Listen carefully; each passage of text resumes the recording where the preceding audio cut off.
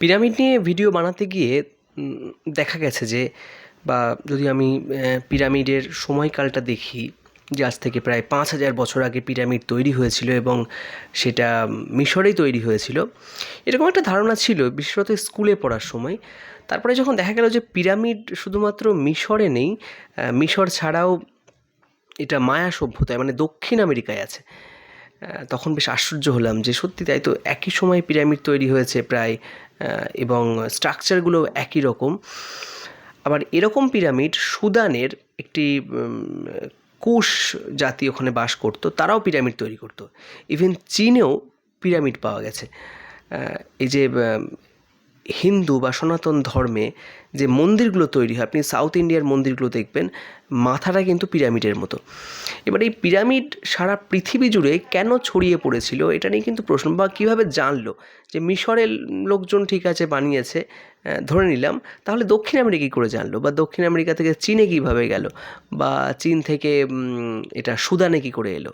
যদি এইভাবে ধরা যায়, খুব খুব এটা নিয়ে চিন্তা করলে বোঝা যাবে যে আসলে এরকম হতে পারে যে যেটা কনস্পিরেসি থিওরিস্টরা বলেন যে 1968 সালে একটা বই লিখেছিলেন এরিক ভান ড্যানিকেন, তার বিখ্যাত বই চ্যারিয়টস অফ দ্য গডস। ওখানে তিনি বলেছিলেন যে এর পেছনে কিন্তু মানুষ থাকতে পারে না, কারণ ধরুন আজ থেকে 10,000 বছর আগে মানুষ জঙ্গলে ঘুরে বেড়াতো, 10,000 বছর 7-8 বছরের আগে থেকে চাষ শুরু করলো এবং একটা সমাজ তৈরি করলো। তো সেই সমস্ত মানুষ এত সুন্দরভাবে স্ট্রাকচার বানালো কী করে, এবং এগুলো জ্যামিতিকভাবে একদম ঠিকঠাক, মানে পিরামিডের এই বিশাল বিশাল মানে 20 থেকে 80 টন পাথরের মাঝখানে কোনোভাবে একটা কাগজ ঢোকানো যাবে না। তো মিশরের এই স্ট্রাকচার কী করে তৈরি করলো, এর পেছনে কি কোনোভাবে এক্সট্রাটেরিস্ট্রিয়াল কোনো বিংস আছে যারা এখানে এসে তাদেরকে কিছু শিখিয়েছিল?